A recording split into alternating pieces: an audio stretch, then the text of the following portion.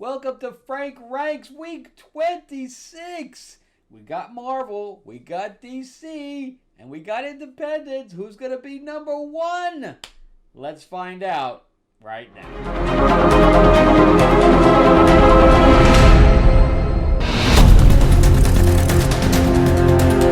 Welcome back to the channel, everyone. Thank you so much for spending time with me as we rant about movies, comic books, and television shows, as well as the occasional board game.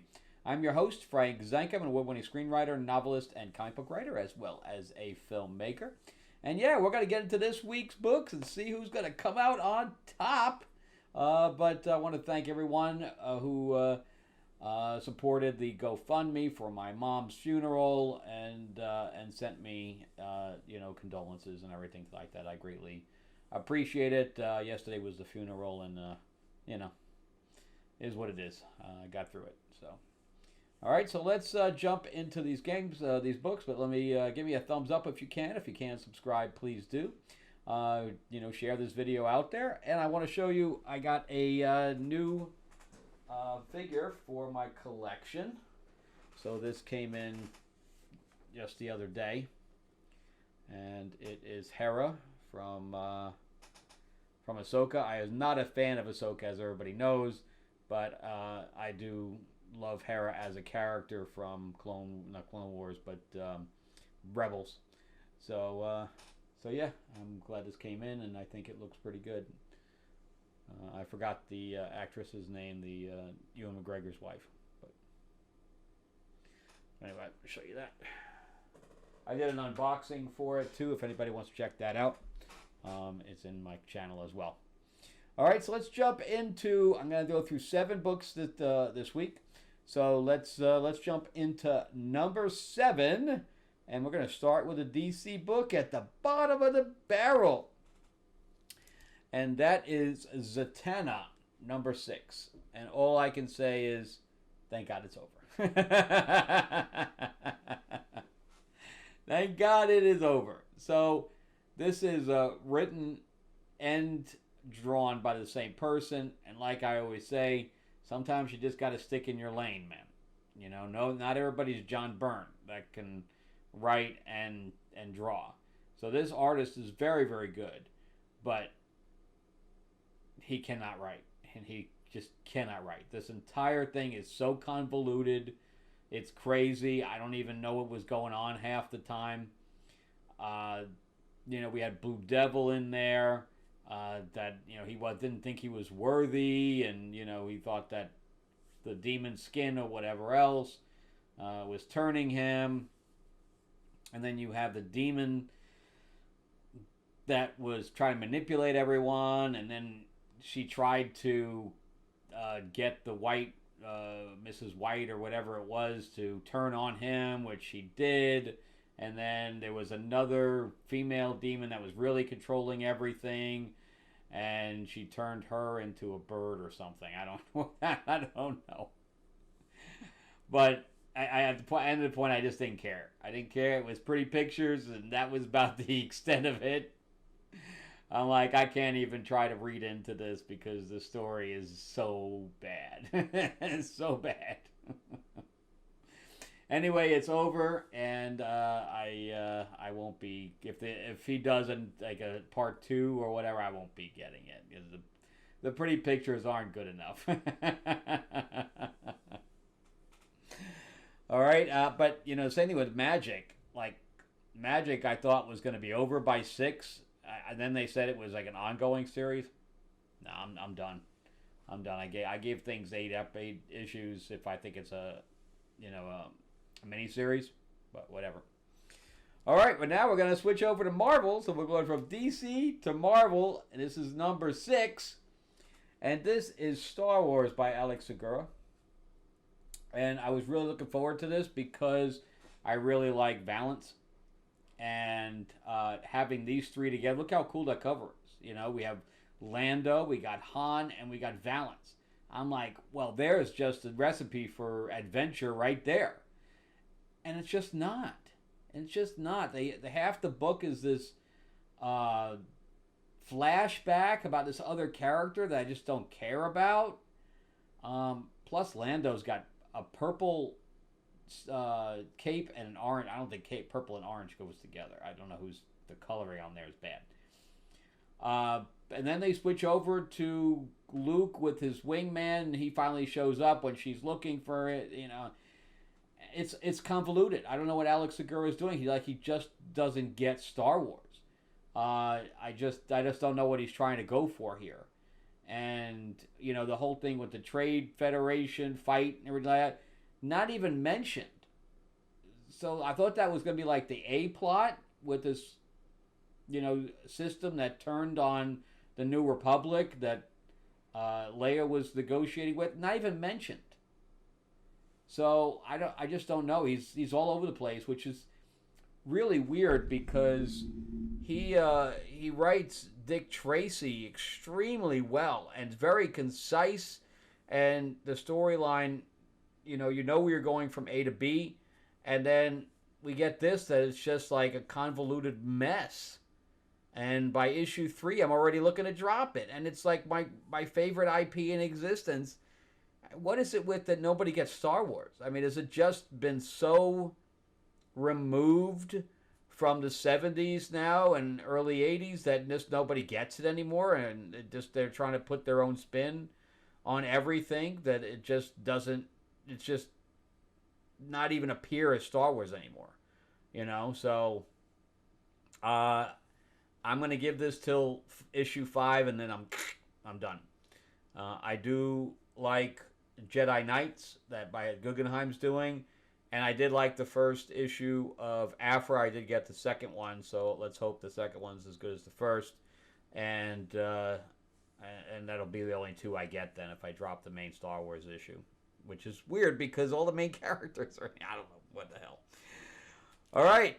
Moving on to number 5. Going back to DC again. We're going back to DC with number 5, and that is Titans. So, I just don't think this was a good... I don't even know if it was completed. I don't even know if the storyline's completed, but it was kind of all over the place. And, I kind of like Killer Frost going evil, but according to this, we have what's-his-face, Clock King, who now suddenly has mental powers, was controlling them to a certain degree. What? And that's what was making Killer Frost evil. And then Shimmer shows up, which is, I don't know if it's Goliath or Mammoth. It's his sister, so he didn't want to fight anymore. And then he smacks Clock King, and that's what, gets everything back because he's not be able to concentrate anymore. I don't know. So he was concentrating that whole time to make Killer Frost evil? Oh, I don't think so. And then you have Valeria, whoever say it, the cyborg girl that suddenly switched sides in the last issue. And then she has a conversation with Cyborg, and then she switches back. And then you have Terra. None of it makes any sense. That's the problem. It just doesn't make any sense. And this is by Layman. But, yeah, I don't know. We'll see what the next storyline brings. Let's see, we're on issue 25. We'll see what the next one brings. I like the characters, even though I don't think Dick should be in here. I've said this every time. Dick shouldn't even be part of this team anymore if Donna is leading. It's too convolutes everything. Bring somebody else in there to replace Dick. It's very easy. So, I don't know. I think that this Deathstroke fight could have been a lot better. And I think it was kind of a letdown, which is why it's not, numb here at number 5. So the bottom 3 of these are books I didn't like. Okay, so now we're going to get from 4 on. These are all books I liked, and it was hard for me to figure out which one I liked better than the other. All right, so let's jump into a number 4, and this is one I read digitally, and we got an independent, and it's Ghost Machine, and that is Geiger. So there's a little bit of downfall because of the art. We got a new artist on here. I think it's Gary Frank who does his artwork is phenomenal. And so we have a newer artist on here that just doesn't really pick up where Frank left off. And I forgot the name of the girl that was just like Geiger that has the same affliction. But the last issue was, they had to do a reset. That's why this is more on the bottom of the barrel, than Geiger normally would be on my list. And that's because it's a reset issue. Because we finished the last storyline, and that conclusion was very, very epic.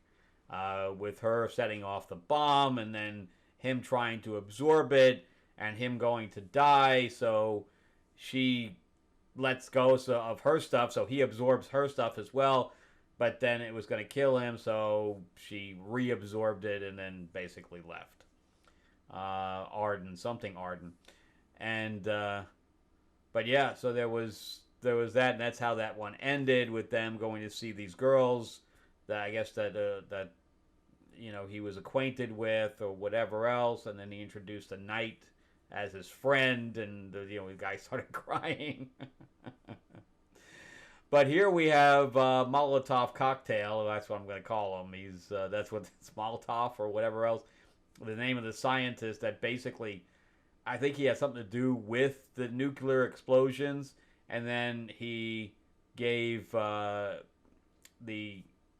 sticks, or whatever you want to call them, to both the Arden and to Geiger to control their radioactivity. And he gave Junkyard Joe's body to Molotov Cocktail, whatever you want to call him, to fix him up. So he has him in captivity right now. And then once they start going, because they got to leave, so they're in this truck, and then they get attacked. So it was like the action scenes in here were just random. They had nothing to do with the story. They were just action scenes just thrown in. And he basically blows them all up with his radioactivity. But then he can't hold it anymore, and he blows himself up. He creates a crater, and he's just like smoldering in the thing, and that's where it ends. So we don't know what happens at this point. But Geiger is generally a good book. I only got into it much later. So, okay, so before we continue on to the last three, the final three, and I can tell you that there's no DC in here. It's Marvel Independent, so let's see what we get.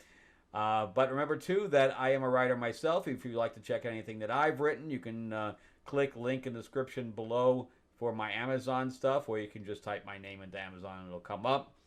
Including my 4-novel sci-fi quadrilogy, Destiny Aurora. It was made into a board game and an RPG and a graphic novel, 150-page graphic novel. It's also on Audible and on Kindle. All my books are on Kindle, including my fantasy novel, Tales of Ravenor, the Iron Witch. And if you like dragons and stuff like that, you're going to love that one. And my new comic, Fairy Tales of Terror. I'm ready to launch. I'm just waiting for my video to get done, which I should have done tomorrow. And so, probably early next week, I'm going to launch. We're over 500 followers right now on Kickstarter. I couldn't even describe that. I never thought I'd get that high in 2 weeks. So I'm really excited about that. And I had some stuff like printed, but there's Tiger Lily there on the cover. There's Cinderella, and I even have Captain Hook. But yeah, if you want to see some of the interior art, it's pretty cool. And so we do have, there's Tiger Lily there. We do have Cinderella killing people. So you're going to love it. But anyway, you can just go to the QR code over here, or the link in the description below will take you over to Kickstarter. You can just sign up, and that's it. It'll notify you when we launch. All right, so let's jump into the final three comics. All right, number 3 is an independent book. It's actually pretty good. So Geiger was good, just not great, because it's just a filler issue at this point, getting us up to the next storyline. And this is Space Quest number 2. And this is by Joe Casey. And this is Space Ghost and Johnny Quest. And so our 2 80s television cartoons that used to be on like Saturday morning. And I think the crossover is great. It really works. So they're trying to figure out how Johnny Quest ended up getting into the future or into this. I don't know if it's really just the future. It's a futuristic world that Space Ghost is in, but I don't know if it's a parallel world. And Jace and Jan and Blip are now with Dr. Quest. And meanwhile, you have Race and Jade. I'm not sure. I can't remember his girlfriend's name. But anyway, they ended up going into the future and saw that he he and this woman had a child together. I'm not sure if the child's name is Jade or if the mother's name is Jade.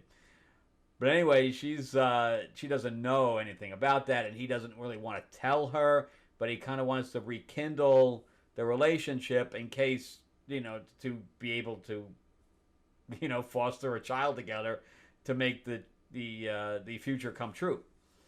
So we have this. They go on like a date, but the date is them going on this action adventure and killing people. So I thought that was pretty fun. So meanwhile, they're trying to start up the vehicle, which is what the military wants Dr. Quest to do. But he's like, I don't know if that's a good idea. But they got to get the plate working in the floor, and that's what made them switch. So they got to do that. But meanwhile, Space Ghost takes Haji and Johnny on a mission, and they can't even understand each other at first. So he has to put like little badges on them to have the thing translate. So it's like a universal translator. So I thought that was very interesting that Space Ghost and Jason and Jan speak a different language than English. I find that very interesting. Nobody's ever really tapped into that before. But anyway, that really works. And so it ends with them going on this mission and seeing a space steer. I don't know what's going on with that last piece, like a space steer. I don't know what's going on there. All right, going into number 2 is Marvel. Oh, Marvel made it in the top 3. That's crazy. And that is Predator versus Spider-Man. And yeah, I thought this was pretty good. It's more of a Craven book, which I enjoy. I like Craven. Not so much the movie, but the character. And it ends up that Craven is fighting the other predators. So we have the predator Skinner that these predators are searching for him because he's kind of crazy, I guess, this other predator, and he just kills whatever. There's no honor to what he's doing because they kill in battle. So they find a warrior on a planet or whatever else, and that's who they fight. But this guy's just like killing innocent people that don't have any weapons or anything else. So they're trying to stop him, which Spider-Man gets involved in that. But then Craven ends up fighting one of the regular guys. And I guess they get to the point where it's almost like a standoff. And the guy, the Predator, invites him into his ship to go hunting with him. So I thought that was, I don't know, how is that going to work with continuity? Is Craven now off planet? I don't know how that works. But I thought it was a pretty satisfying ending. I thought it was over just a little bit too quickly. They had to shove a lot of stuff into 4 issues.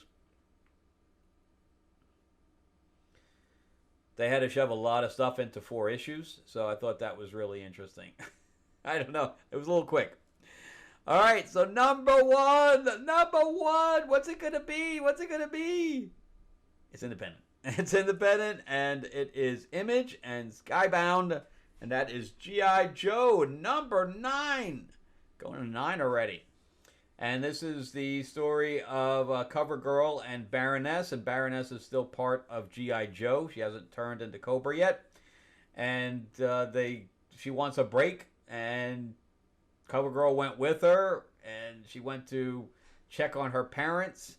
And then this Raptor guy showed up who battles them in the beginning. And then Major Blood shows up and starts fighting cops, and then they get captured and they're put in this pit, and Major Blood drops the knife down into it and said, "Cover girl, you're gonna have to take. If you want to get out of here, you got to take Baroness's eye out, because I guess she took Major Blood's eye out, which is why he wears the patch." Which is a little bit of a change from the regular lore, but I'm good with it. Plus you have Destro delving into the Transformers, because one of the guys he has in captivity, he's getting information from him about what he saw with the guy. The guy's like completely crazy and drawing Starscream on the wall or whatever. So there's that piece going on. Then it switches back to the pit. Not the pit where they live, but not the pit that's the HQ, but the pit that they're being imprisoned in. And we have CoverGirl literally stab Baroness in the back. So let's see what happens. But I'm not a fan of this artwork. Is my only downfall with this. I really wish they got a different art. Same thing with Absolute Wonder Woman. I'm not a fan of Sherman there. And that takes it down for me. And I really wish they'd get a new artist on some of this that's a little bit less chalky. Like everything's very loose. Everything's very loose. There's no realism at all to what's being drawn. But anyway, that's it for me. Remember to give me a like, give me a thumbs up if you can. If you can't subscribe, please do. And definitely check out my stuff on Amazon. And definitely jump into Fairy Tales of Terror. 500, at this point in time, 510 followers. So when I launch this thing, I've never had that many. So it's going to be pretty damn cool. All right. Thanks again for watching, guys. And I will see you guys on the next episode. Unfortunately, I will not be reviewing Fantastic Four. I have no desire to see it. Everybody knows I'm a big Fantastic Four fan, and I just can't abide Pedro Pascal. Pedro Pascal playing himself, because he didn't even try to look like Mr. Fantastic. I am Pedro Pascal. I am a Chile guy. I got my mustache, and that is how I'm going to play the part. Like, yeah, okay. You can play it for somebody else, because this ain't going to be me. All right, but if you're going to see it, let me know what you guys think of it, and I hope you guys all enjoy it. All right, I will see you guys on the next episode. Thanks again for watching, and have an awesome week.